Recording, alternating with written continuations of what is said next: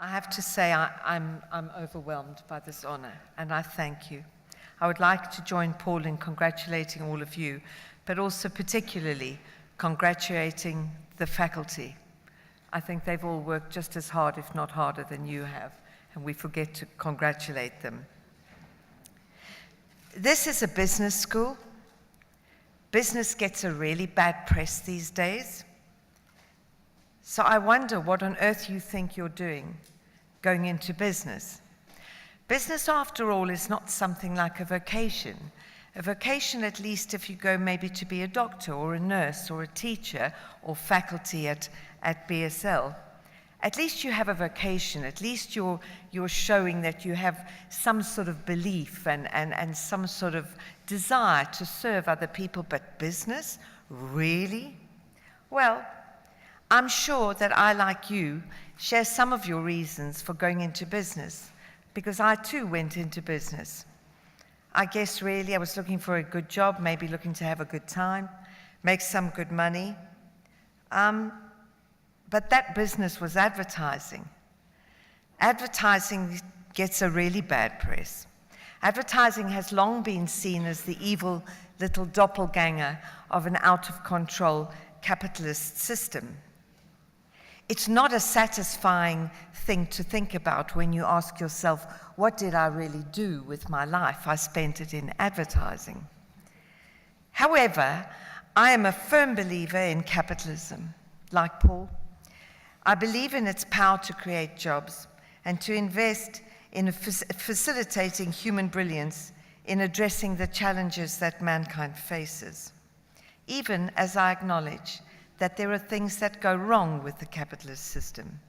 But this left me personally with a challenge, which was how to turn my life's work experience into a tiny little thing of value. In an industry that has suffered at the cutting edge of everything we know to be the digital revolution, and it seems to me that in my industry, we have to race hour by hour just to keep up, and we are even today falling behind. I know firsthand the regenerative power of young, talented people in a business. And it seemed to me that looking at young people, there is a tremendous gulf between their expectations of the world and what the world actually delivers. Dare I say, the people who lead governments, lead business, there is a gulf in expectations.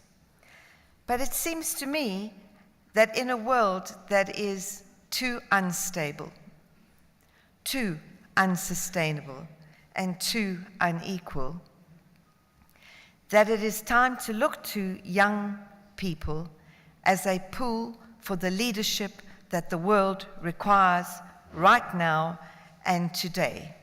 To look to this most connected, most informed, most educated generation in human history, and that is you. This led to the creation of the One Young World Summit for Leaders. Approached to help us by attending and engaging with these young leaders, the very idea that this was something of value put to true global leaders, and I'm stressing the word leader, like Desmond Tutu, like Kofi Annan, like Bob Geldof, Bill Clinton, Jamie Oliver, and my fellow honoree here today, Paul Pullman. Every one of them said, we agree, we want to bring on the young leaders right now. Where do I sign? I'm going to be there at the One Young World Summits. You've heard about the ambassadors and the positive change they are creating, and I know that they are there doing these things because of the counsel of people like Paul Pullman, because One Young World has afforded them access to inspiration. The world is full of information.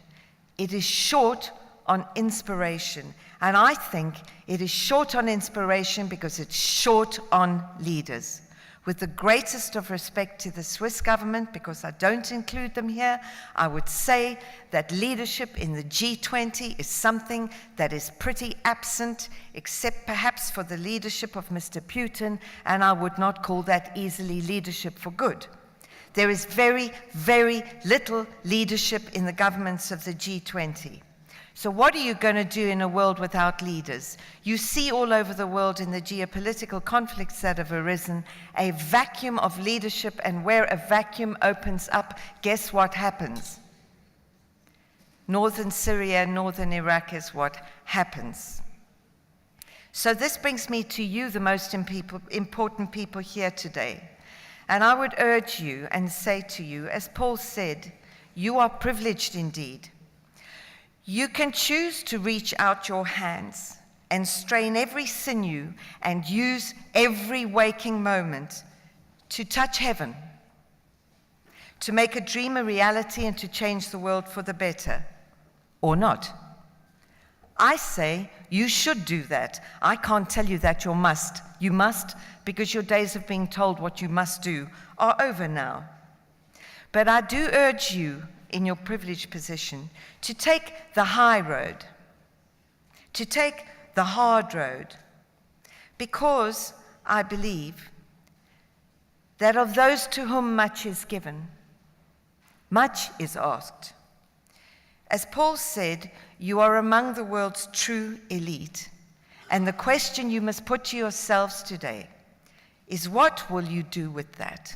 Who is the business person you will look at in the mirror? Are you just another one of the many? Nice house, nice car, nice holidays. Well, good for you. Or are you using that privilege to look in the mirror and see a leader? Is it you?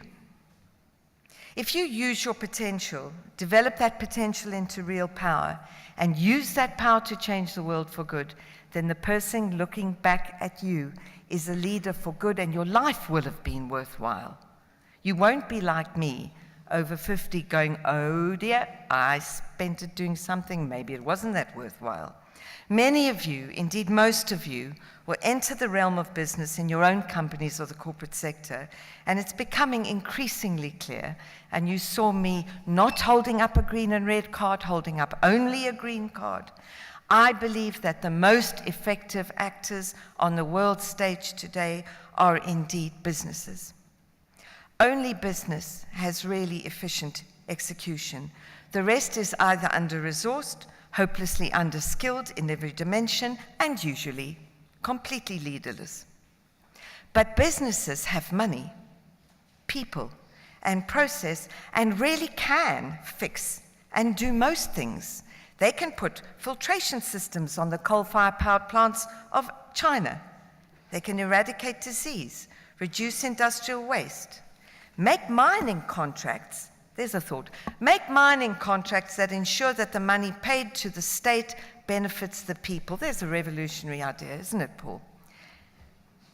They could even turn down fossil fuel subsidies and direct the relevant government on exactly how best to use that money. Today, fossil fuel subsidies are $750 billion a year at the minimum level. Yes, there are many, many things that business can do and doesn't. So how will you lead great businesses of the world? Have you got the heart? Have you got the vision, the imagination, and perhaps most of all, the courage of, for example, my beloved friend Paul Polman, whose work exemplifies everything I'm saying to you today? Are you one of those leaders for great good? I believe, and that is why I'm here, I believe because I must believe that there are some of you here in this room.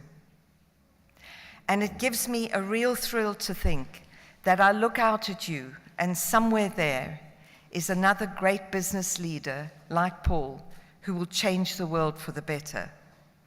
I know that it is asking a lot, but I say to you again, of those to whom much is given, much will be asked.